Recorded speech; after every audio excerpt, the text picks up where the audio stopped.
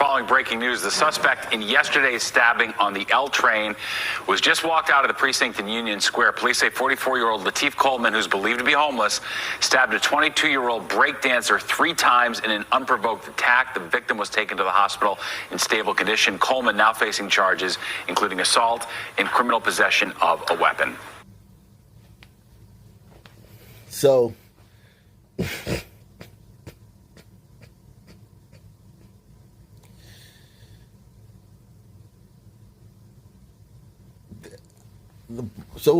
it was an unprovoked attack. I thought maybe the break dancer was doing one of his moves and kicked him.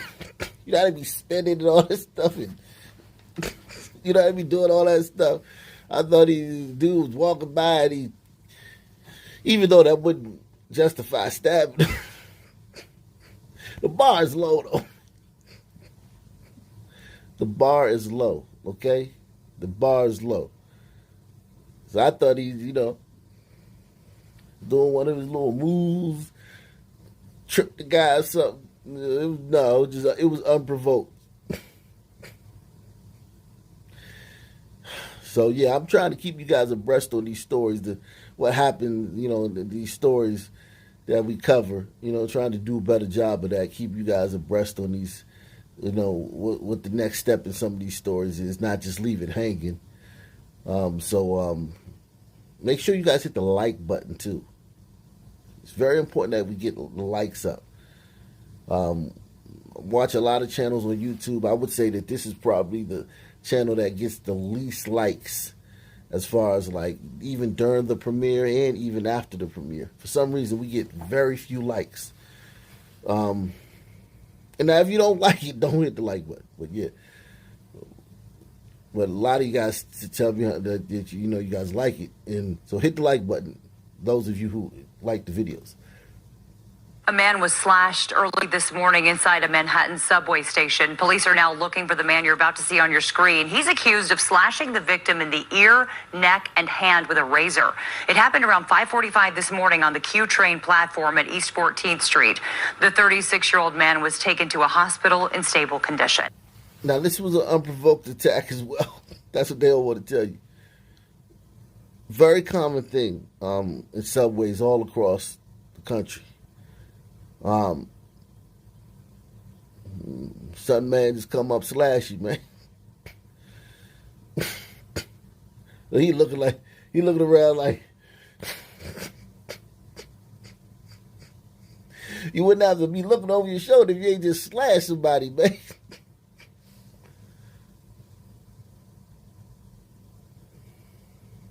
Causing yourself all that stress, man. You just want to live the easy, stress-free life, man.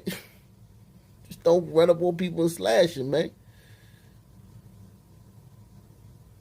It's simple, man. I mean, I know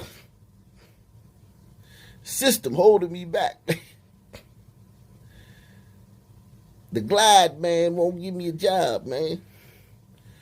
Supremacy, man. Well, not really. In this case, brother, you might have had something to do with, your current predicament, your current feeling of unease, man. And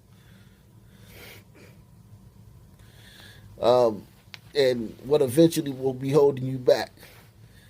So,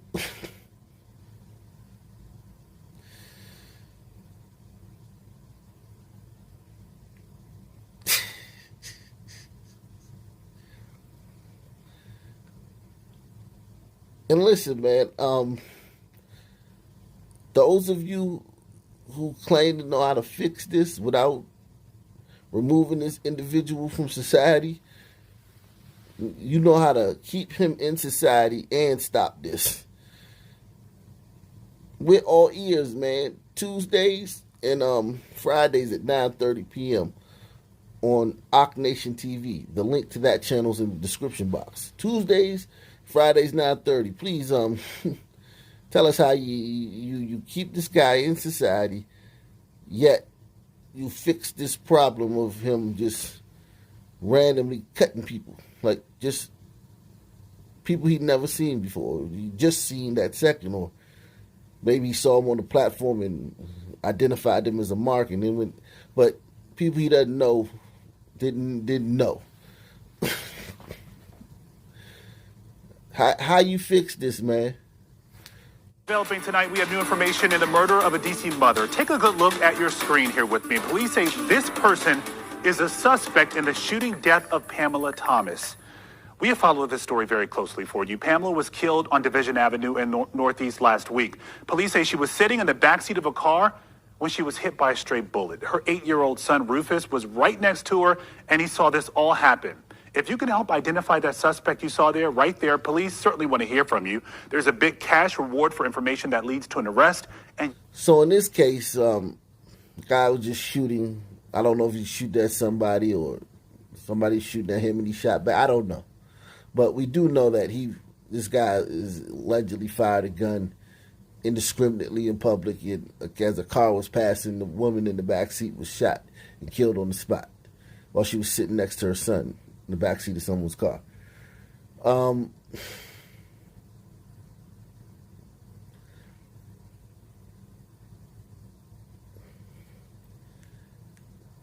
How you fix this? You keep him on the street, but you still keep everyone else safe. And at what point is it not worth it? At what point is it like, look, man, you gotta go, man. All of us. Like, what other thing in life, like, works? Your job don't work like that. You get fired, man. They'll fire you before you take the whole business down. What else works like this, man? What other institution works like this other than the wokeopolis, the Wokolovakia? Whatever what works like this, man? Huh? Search continues for two suspects in the murder of a DoorDash delivery driver in Northeast Baltimore. 51-year-old Cheryl McCormick was killed late last month, and now there's new video showing two people believed to have been involved with her death. WMAR 2 News' Mark Roper is live outside of City Police headquarters with the latest on this investigation. Good morning, Mark. Good morning, Megan. The ATF have surveillance video, and the video shows the two suspects walking around a gas station near the crime scene just shortly before the shooting. The ATF also have a witness, as Cheryl McCormick was not alone when she was shot. Now, Cheryl McCormick would have celebrated her 52nd birthday tomorrow. Now her friends and family are left in a state of shock as police search for her killers. The ATF released this surveillance video showing the two suspects walking around the gas station near the shooting. McCormick was killed around 2:15 on the morning of January 24th on White Avenue between Walther Avenue and Bel Air Road in Northeast Baltimore. Authorities say McCormick and another DoorDash driver were in their vehicle when they ran out of gas. The other DoorDash driver got out of the car and headed to a nearby Exxon gas station. That's when he was approached by a pair of masked suspects seen in the surveillance video.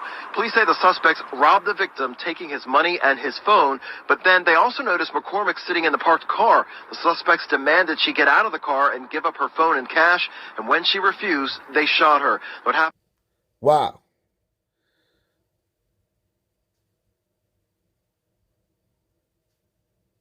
Wow. So,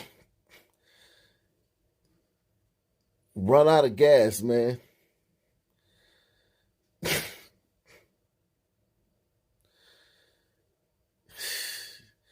So sad that such a, it's such a happenstance just crossed paths with these guys. Had she not ran out of gas, she probably never lays eyes on these guys a day in her life. Just happenstance. She saw her friend getting robbed.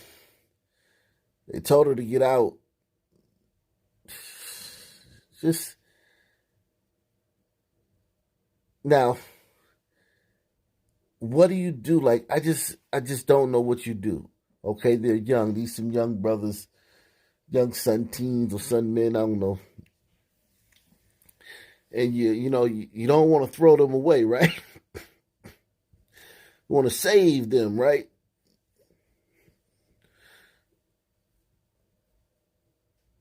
Okay. Let's give them a mulligan for this one. But what? I'm sure Cheryl's family wouldn't be down with that, but hey, when you down with the woke stuff, man, that's what you get. Let's give them a mulligan for this one, man. How do we keep everyone else safe from them, but still allowing them to stay on the streets? Because like these guys, this wasn't like a big like elaborate scheme. It was just like, oh, here go some people vulnerable. Ran out of gas. Vulnerable position, man. I told you, man, you just don't want to be vulnerable around these people. She was vulnerable. She ran out of gas. Her friend was over there. Friend got out the car to help. Here they come walking through, cruising for a bruising. Seeing some people in a vulnerable position. I was like, all right, cool. I mean, it just, that type of mindset to where when people are in vulnerable positions, you look to pounce on them. You don't look to be like, oh man, here go $5. Or, oh man, is there any way I can help? But you look to like further inflict more damage on the person that's vulnerable. I'm telling you, man, that's a hard mindset to break.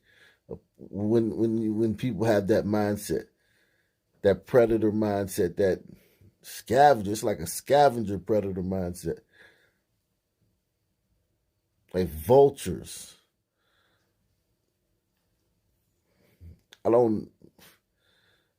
I just don't know how you fix that without removing them from society.